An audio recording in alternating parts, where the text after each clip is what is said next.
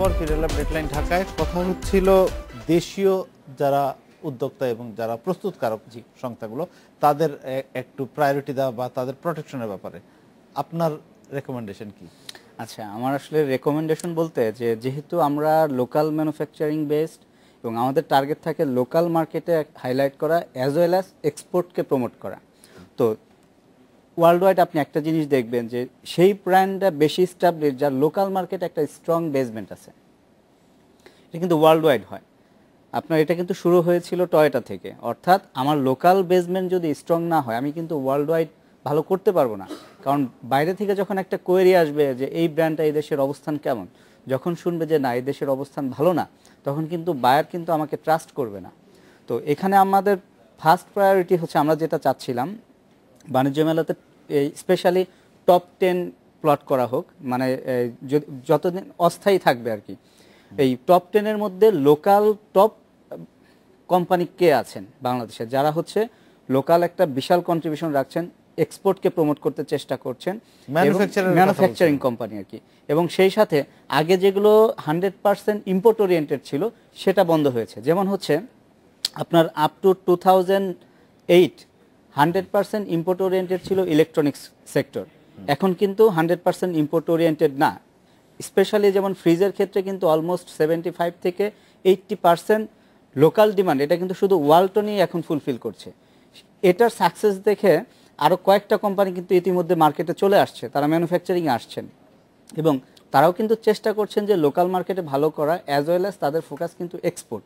তো এই জন্য আমি চাচ্ছি যে বাণিজ্য মেলা যেহেতু এটা একটা অ্যাজ ওয়েল অ্যাজ মানে এটা এক্সপোর মতো আমরা যদি বলি, সেই ক্ষেত্রে টপ 10 একটা প্লট করা হোক যেখানে লোকাল যে টপ লিডিং কোম্পানি আছে তারা যদি চায় যে হ্যাঁ আমাদের এখানে দিতে হবে, প্রাইস ওটা নেগোসিয়েশনের মধ্যে আসবে, তারা যদি ওই প্রাইসে নিতে চায় ওকে ফাইন, তাদের মধ্যে দেওয়া হবে। যদি না হয় দেন অল্টারনেটিভ অপশনে অন্যদেরকে দিয়ে দেওয়া যেতে পারে, মানে এটা আমার অপিনিয়ন। হ্যাঁ জসিম ভাই, আপনিও কি একমত নাকি আপনার? না, আমার মনে হয় যে উনি যেটা বললেন হয়তো ঠিক আছে, বাট উনি যেটা বললেন যে টপ 10 কে বেছে না, আমার মনে হয় ইফ ইট ইজ কম্পিটিশন, কারণ কম্পিটিশন থাকা দরকার, যে ঠিক আছে আমরা লোকাল ম্যানুফ্যাকচারিংকে, যে ঠিক আছে আমি 20টা লোকাল ম্যানুফ্যাকচারিং, এখন এই লোকাল ম্যানুফ্যাকচারিং এর মধ্যে হয়তো আমাদের উইদিন দ্য লোকাল ম্যানুফ্যাকচারিং মধ্যে তাদের মধ্যে বিডিং হতে পারে, হ্যাঁ, কারণ ওইটা হলে আবার অনেক সময় দেখা যাবে যে আমি আমার অবস্থান আছে, আমি তদবির করে আমি নিয়ে গেলাম, ওনার অবস্থান ভালো উনি তদবির করে নিয়ে, ওনারা যেটা এখন করেছেন যে বিডিং পর্যায়ে এসেছে এটা ভালো। কারণ এক সময় কিন্তু আপনি যেটা শুরুতে বলছিলেন যে কথাগুলি যে এগুলি নিয়ে আপনার কিছুটা প্রবলেম ছিল, এখন অনেকটা যেহেতু অলমোস্ট 60-70% কিন্তু এখন বিডিং এ চলে যাচ্ছে।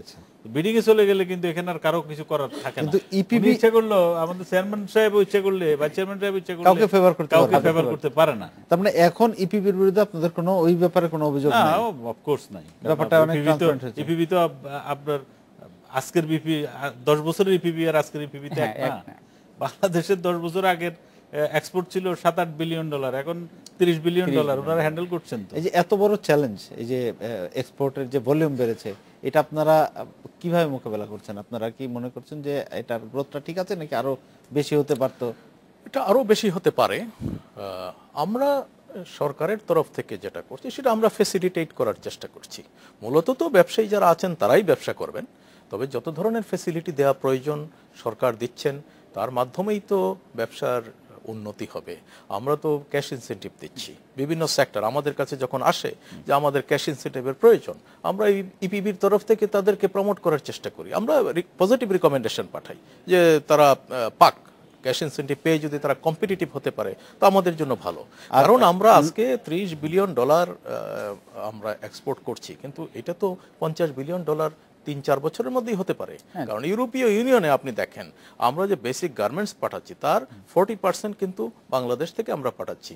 এইটা তো 70%-এ নিয়ে যাওয়া কোনো সমস্যা নয়, 70%-এ আমরা নিয়ে যেতে পারি। আমরা ফ্যাসিলিটেট করবো ডেফিনেটলি, এবং আমরা মনে করছি যে 50 বিলিয়নে যাওয়া এটা খুব একটা কঠিন কাজ নয়।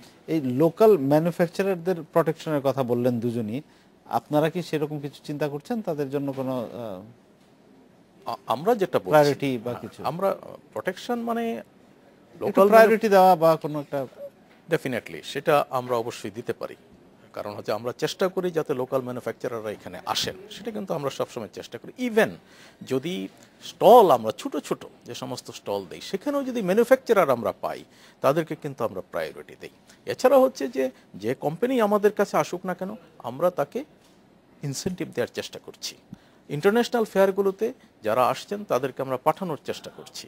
এটা কিন্তু আমরা সর্বদাই তাদেরকে প্রমোট করি বিভিন্নভাবে। গভর্নমেন্ট কিন্তু তাদেরকে সাবসিডি দেয়, একটা এস্টাবলিশড কোম্পানি, তারপরেও কিন্তু আমরা 40 to 50% সাবসিডি দিচ্ছি। মানে তাদের সাবসিডি দিচ্ছি মানে তারা যে ইন্টারন্যাশনাল এক্সিবিশনে যাচ্ছেন, সেই ইন্টারন্যাশনাল এক্সিবিশনে যাওয়ার জন্য একটা স্টল যখন তারা নেবেন, সেটার যে ভাড়া দিতে হয়, সেটার 50% কিন্তু আমরা মূলত দিয়ে থাকি। এবং আশেপাশে যে সমস্ত মেলাগুলো হয়, ইন্ডিয়াতে, নেপালে বা এই সমস্ত দেশে, চায়নাতে, সেগুলোতে নারী উদ্যোক্তা যারা আছেন তাদের ক্ষেত্রে কিন্তু আমরা 50% লেসে তাদেরকে আমরা ওখানে পার্টিসিপেট করার জন্য সুযোগ দিয়ে থাকি। অর্থাৎ যেটা একজন নর্মাল পার্টিসিপেন্টকে দিতে হবে, সেটা কিন্তু নারী উদ্যোক্তা হলে 50% কমে নিতে পারেন, সেটাও কিন্তু আমরা করে থাকি। সুতরাং আমরা যে প্রমোট করার চেষ্টা করছি, আপনি আমাদের এই সমস্ত অ্যাক্টিভিটি থেকেই বুঝতে পারবেন। ডেফিনেটলি আমাদের আপনার উনি যেটা বললেন যে ক্যাশ ইনসেন্টিভের কথা, আমার কাছে মনে হয় যে cash incentive is not a good thing. কারণ এর চেয়ে যেটা আমাদের বেশি দরকার, আমি একজন এক্সপোর্টার হিসেবে বা ব্যবসায়ী হিসেবে মনে করি, আমাদেরকে ব্র্যান্ডিং করা দরকার বাংলাদেশকে। এখন বাংলাদেশকে ব্র্যান্ডিং করতে কিন্তু আপনি দেখেন, মালয়েশিয়া দেশকে ব্র্যান্ডিং করছেন, ইন্ডিয়া দেশকে ব্র্যান্ডিং করছেন, শ্রীলঙ্কা দেশকে ব্র্যান্ডিং করছেন। আমরা বাংলাদেশ একটা দেশের, আমাদের ওনাদের একটা বাজেট তো থাকে, বা আমাদের পর্যটন যে আপনার ডিপার্টমেন্ট, তাদেরও কিন্তু একটা বাজেট থাকে, বা বিনিয়োগ বোর্ডের একটা বাজেট থাকে। আমরা আজ পর্যন্ত পারি না দেশটাকে ব্র্যান্ডিং করা। কারণ আমাদের এখন নাম্বার 1 প্রবলেম হচ্ছে বাংলাদেশে আমাদের পজিটিভ ব্র্যান্ডিং হওয়া দরকার। এক নম্বর হচ্ছে আমাদের রানা প্লাজা, দেখেন রানা প্লাজার পরে কিন্তু আমরা একটা নেগেটিভ অবস্থায় পড়লাম। আমাদের মাঝে মাঝে আমাদের পলিটিক্যাল যে সকল সিচুয়েশনগুলি আসে, আমরা কিন্তু পজিটিভ নেগেটিভ ব্র্যান্ডিং এ চলে যায়, নেগেটিভ অবস্থায় চলে যায়।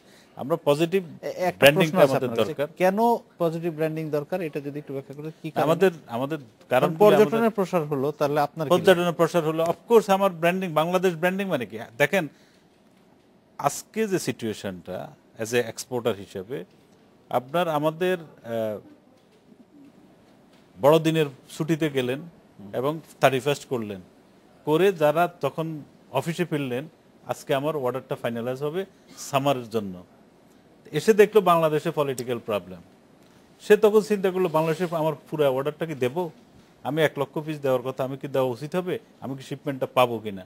তখন সে হয়তো চিন্তা করছে ঠিক আছে 50% আমি বাংলাদেশকে দিই, 50% আমি অন্য জায়গায় সরায় নিই। এই যে আমি যদি কাস্টমার হইতাম, আমি হয়তো এই ধরনের চিন্তাই করতাম। এখন কেন হইলো এটা? Political problem. আমাদের মিডিয়াকে আমি অনেক সময় আমি বলি যে ভাই, আমরা সবাই রেসপন্সিবল হওয়া উচিত। রানা প্লাজার যে ঘটনাটা ঘটছে, এই ধরনের ঘটনা সারা পৃথিবীতে বহু দেশে বহু জায়গায় ঘটছে। এত বড় ঘটনা খুব বেশি ঘটেনি, অনেক জায়গায় ঘটছে। হ্যাঁ, খুব বেশি। এখন আমরা এটাকে যেভাবে পজিটিভ দেখাইছি, এখন রেসপন্সিবল, আমি বলছি সবাইকে রেসপন্সিবল হইতে। তার অর্থ এই না যে ওইটা, কিন্তু Rana Plaza is a lesson for us also. আমরা কিন্তু রানা প্লাজা থেকে অনেক কিছু শিক্ষাও নিচ্ছি, কিন্তু আমাদের ব্র্যান্ডিংটা দরকার এ সকল কারণে আমি বলছি। আর আমাদের ইনফ্রাস্ট্রাকচারাল কিন্তু অনেক অসুবিধা আছে। অন্যান্য সময় এরকম রাজনৈতিক যখন স্থবিরতা বা অচল অবস্থার সৃষ্টি, আমরা দেখেছি যে ব্যবসায়ী কমিউনিটি এগিয়ে আসে যে কোনো একটা ওয়ে আউট বের করা যায় কিনা। আপনারা কি এরকম কোনো? আমরা আমাদের বিসিসিআই থেকে, আমাদের তো এফএক্স বডি হচ্ছে বিসিসিআই থেকে আমরা স্টেটমেন্ট দিচ্ছি।